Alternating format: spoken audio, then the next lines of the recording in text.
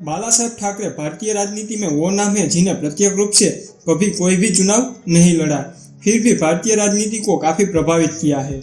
बाला साहेब ठाकरे का महाराष्ट्र की राजनीति में काफी प्रभाव और योगदान रहा है, विशेष करके मुंबई में।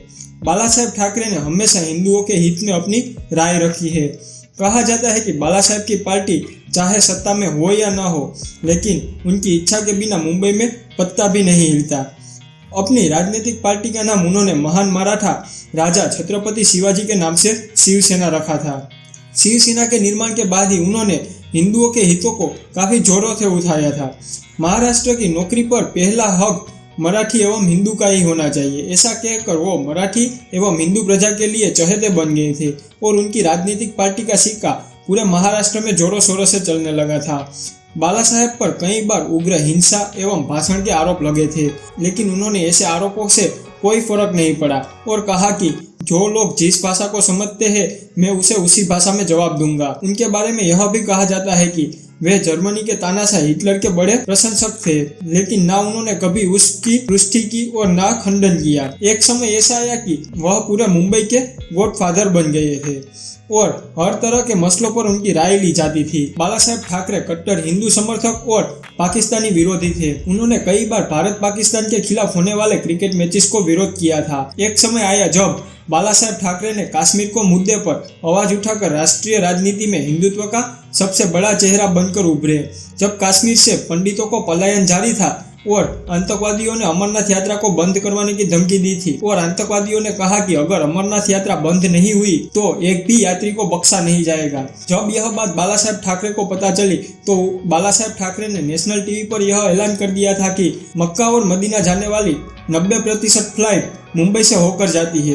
अगर तुमने अमरनाथ यात्रा फिर से शुरू नहीं करवाई तो मैं भी देखता हूँ कि मक्का और मदीना जाने वाली फ्लाइट मुंबई से कैसे बाहर निकलती है। बाला साहेब ठाकरे की इस बात से पूरा आतंकवाद संगठन डर गया और अगले सिर्फ 24 घंटों के अंदर ही अमरनाथ यात्रा वापस शुरू हो गई थी। एक बार एक टीवी शो के दौरान बाला साहेब को रिपोर्टर ने पूछा कि कहा जाता है कि बाबरी मस्जिद के गिराने में आपके शिव सैनिकों का हाथ था। तब बाला साहेब ने मुस्कुराते हुए कहा कि बिल्कुल, यह कोई शर्म की बात थोड़ी है। साल 1999 में बाला साहेब पर 6 महीने के लिए चुनाव लड़ने पर प्रतिबंध लगा दिया था। यह अलग बात है कि राजनीति के इतने बड़े शख्स और लोगों का इतना सपोर्ट होने के बाद भी उन्होंने कभी चुनाव नहीं लड़ा। बाला साहेब एक शानदार वक्ता थे। हर साल दशहरे के मौके पर शिवाजी पार्क में उनका एक भाषण होता था, जिसे सुनने के लिए लाखों समर्थक इकट्ठा होते थे। एक समय ऐसा था जब यह माना जाता था कि राजनीति का उत्तराधिकारी अपने जैसे तेज तर्रार राज ठाकरे को बनाएंगे, लेकिन उन्होंने अपने बेटे उद्धव ठाकरे को उत्तराधिकारी बना दिया। राज ठाकरे ने अलग होकर महाराष्ट्र नवनिर्माण सेना की एक अलग पार्टी बनाई। नाम अलग था, बाकी काम दोनों पार्टी का एक ही था। बाला साहेब को सिगार और पाइप पीने का बहुत शौक था, लेकिन दिल के दौरे के कारण उन्हें साल 1995 में इस आदत को छोड़ना पड़ा था।